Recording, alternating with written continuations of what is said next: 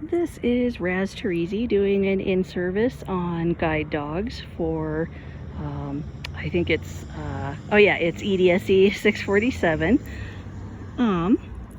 And first I should introduce you to my guide dog. This is my third dog. Her name is Petey. Her code name is Pepper. I don't usually give out her public name because then people will be calling her all the time. And as you can see, I put the sign on her. Hopefully you'll be able to see her. She's from the Seeing Eye, which was one of the first guide dog schools in the United States. Actually, it was the first guide dog school, and it kind of pioneered the program.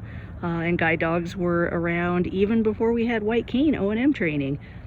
So I'm going to go take a walk with Petey so you can kind of see how she does her work. And I'm going to tell you a little bit about what she does, the differences between dogs and canes, and who might be best suited for a dog. Right now she's being super cuddly.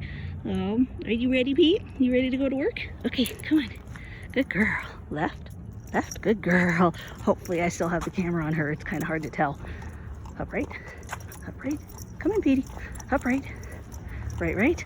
Now normally I would be giving hand gestures along with my verbal commands, but I have my phone in my hand, so there's only so much you can do. Good girl. No, hop up. And I can feel that she's trying to indicate left, but that was the wrong pathway. Left, left. So the thing with guide dogs is that you pretty much need to have the same or similar O&M skills as you do with a white cane. You need to know where you need to be able to know, Petey, hop up. You need to be able to know where you're going, have a decent sense of direction, navigation skills. Guide dogs are kind of high-end O&M, and in fact, before most schools will let you have a dog, as part of the application process, someone will come over and they will observe you doing your traveling and see how well you do with orientation and mobility and how good your cane technique is. Oh, pardon me, I'm a little out of breath already. And part of that training too is they check your walking speed. They want to know what kind of lifestyle you lead. That has a lot to do with the kind of dog that you get paired with eventually. Oh, excuse me. Some guide dog training, left, left, good girl. We're walking around the UNC campus. Some guide dog training will, very good, hop up, will take place at the home for certain individuals, but most people will go to one of the major schools. For your first dog, it used to be about a month of training, and this is pretty intensive stuff. It's kind of a boot camp. You're up at like 5:30 and you're working with that dog until 8 at night, doing different traveling. You're traveling, you're doing lectures at the school. It's intensive. These days, very good. No, up, up. No, no, up, up. Petey, forward. Good girl. As you can see, with shepherds are kind of bossy, and they tend to think they know where we're going. So we were passing the crossing that we usually take to get home, and she really wanted to go that way. No, good girl, upright.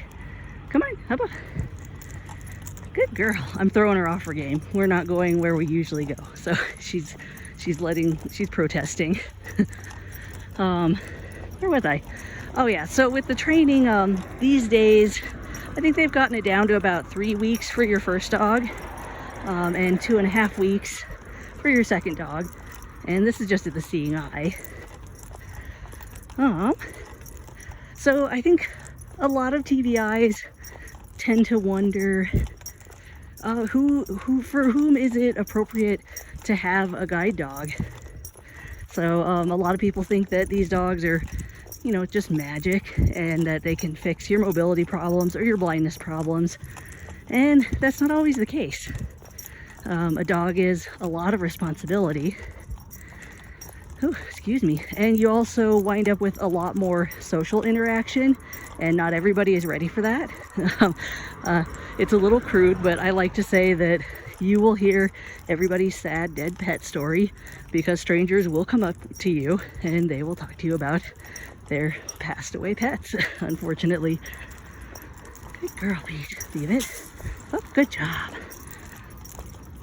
There's also maintenance, care, and feeding.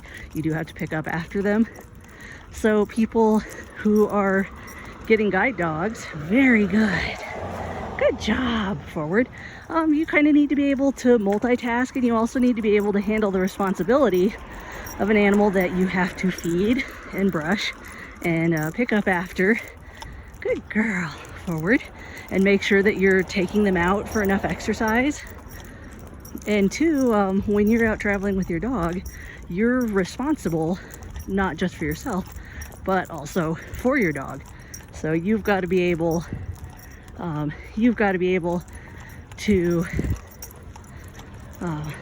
know your street crossings and when it's safe to cross, because some dogs, this one in particular, if you let them, they will drag you out into traffic. We had to work with this dog because she got really antsy and jumpy, and she thought she knew when she could cross, and she couldn't. She has to listen to me. Upright. Good girl. One moment. Wait. There we go. Up. Good girl. Come on. Upright. Good job. So a lot of people will say they want like their high school student to have a dog, and in some rare cases I've heard of that working, but on the whole most schools would prefer that you were out of high school. And a lot of times I got my first dog immediately after graduation, so a lot of times that's how they'll work it. And I had applied for a dog when I was, I think, like 16, so I waited a couple years before I was able to go and get my dog. Oh, and pardon with the traffic. Let me make sure this is playing. Stop recording video. Stop recording video. Stop recording video. Okay. Had to double check there. I wasn't sure if I was still recording. And I apologize for sort of the silence here, but the traffic at this corner is a little bit loud. But those of you coming into the blindfold class this summer, consider this a sneak preview. You're going to be crossing this corner. Okay, forward. Good job. Yeah. Now this is an odd one. I had to work with her to learn how to cross diagonally, because that's not something these guys are trained for. And this is the only diagonal crossing in the whole of Greeley. Good girl. Good. Forward. Now she's going to try and take me to the bus stop, but that's not where I want to go. Good girl. Upright. No. Upright. Petey. Upright. Come on. Upright. Good girl. Pardon me. Nope. Upright. Good job. Good girl. Very good. Good job.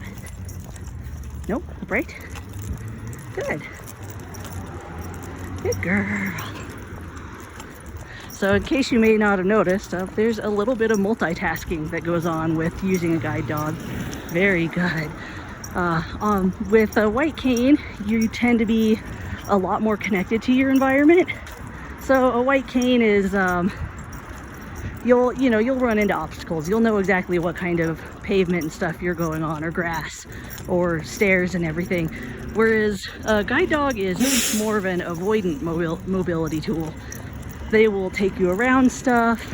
They will pause for overhead obstructions, and you may not always know what they took you around. There have been plenty of times where PD has taken me around something and I don't know what it was. It could be an open hole. It could just be some ice on the ground. It's hard to say. Yeah, and you've got to be aware of the dog. You get a decent amount of feedback through the harness handle, but it's significantly different from the feedback you get through your white cane. And the sound cues are different. And there's also a lot of trust involved. I know when I was first getting dogs, I did have trust issues with my dog. And if you can't trust your dog, the dog will know that, and you'll have trouble with your dog. So going back to the issue of like who a guide dog is suited for, it's definitely somebody that has good O&M skills, somebody who can tolerate being approached by the public, and somebody who doesn't mind so much being talked to by the public, because they will ask you about your dog. A lot of people don't know what these dogs do anymore, so you find yourself explaining what the dog is for and kind of having to out yourself as a blind person. And of course these days there's the fake service dog thing. Sometimes you'll get called out for that. You do need to be aware of the laws. I do carry the NAGDO app, which is the National Association of Guide Dog Users. That has the relevant sections of the Americans with Disabilities Act included on it. So I have that on hand in case somebody's going to pester me about the legality of my dog. And that has happened, which it's unfortunate, but people will do that.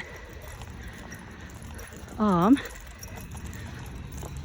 hop up, come on, hop up. Good girl. She's trying to sniff something. So in general, I think it's rare that I would say that a student still in high school should have a dog.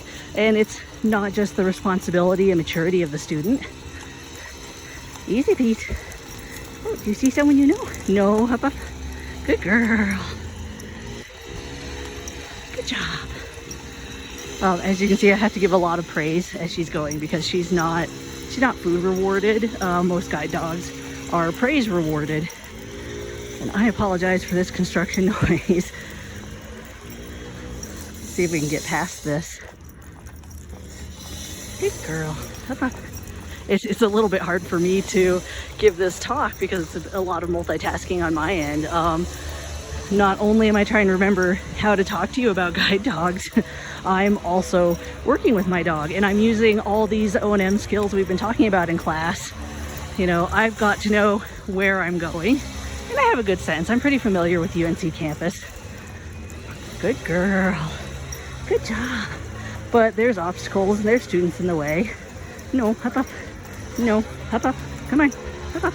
Good girl. And somebody wants to go into Gunter Hall, which we haven't been in for a couple years, but German Shepherds are a breed that likes to pattern, so they want to do the same thing over and over again. Good girl. And sometimes I let her do that, and sometimes I don't. Okay, so with your high school students and stuff, it's not just the responsibility of taking care of a dog that you want to keep in mind, it's the environment that they're in. So I have taken my dog into schools and public schools, and good girl, left. There's definitely a lot of kids go nuts for the dog, and it doesn't matter what age they are. So if you have a student who's not ready to essentially defend their dog, upright, come on, upright, good girl, and tell people when they can and cannot pet the dog, that is going to be a challenge for them, and that's part of why we usually encourage people who want dogs to get them a little bit later, you know, in college, when they're reaching out for independence, and maybe they can use some of that social connection with other people who are coming to see the dog. But in schools and stuff, there's just a lot of stuff going on. You don't necessarily know what other kids may do to the dog, and that can be a challenge. And some dogs will be vocal about people feeding them or petting them or even injuring them, which I hate to say that that's the thing that happens, but it can be. Good girl. Good job. And not all students are equipped to handle that. I think last I heard it's about 1% of people who are blind that use guide dogs, and they're definitely a challenge. A lot of people don't want to deal with the maintenance. Hop left. Good girl. No, hop left. We're gonna stop here. Good job. Come here. Good job. She's gonna be mad because we're not at any location. Good girl. Hey, Pete, say hi to the people. So yeah, and a lot of it comes down to personal decision. Some people like the idea of having a dog. They want the responsibility. They're out on their own. Some people who will try and get a dog, they get pushed into it by their family, and the student may or may not want the dog, or it's the family that wants the dog, and the family are the ones who wind up taking care of the dog. And the problem with that is that a dog, they start to love the people that feed them and that play with them. So if you're a dog handler and you're not like feeding them and playing with them and stuff, you're gonna have a dog that's not gonna work for you, and that's how you can be injured. So if you have students that are considering dogs, that want dogs, make sure they're willing to do the research. And you can use this also as a way to get students to really work on their O&M, because any guide dog school, the three or four really good ones, that would be Seeing Eye in New Jersey, Guide Dogs for the Blind in California and Oregon, and Guide Dog Foundation in New York. Those schools, they will require decent orientation and mobility skills. And I know I'm missing like a lot of stuff. Hi, Pete. Hi, good girl. I know I'm missing a few things. If you guys have any questions, feel free to ask me anything. And thank you for going on this walk with Petey and me. And hopefully we helped you out some. And I'll see you guys later in class. Who's a good Petey? Who's a good Petey? Let's see if we can find the stop. Stop recording video. Button.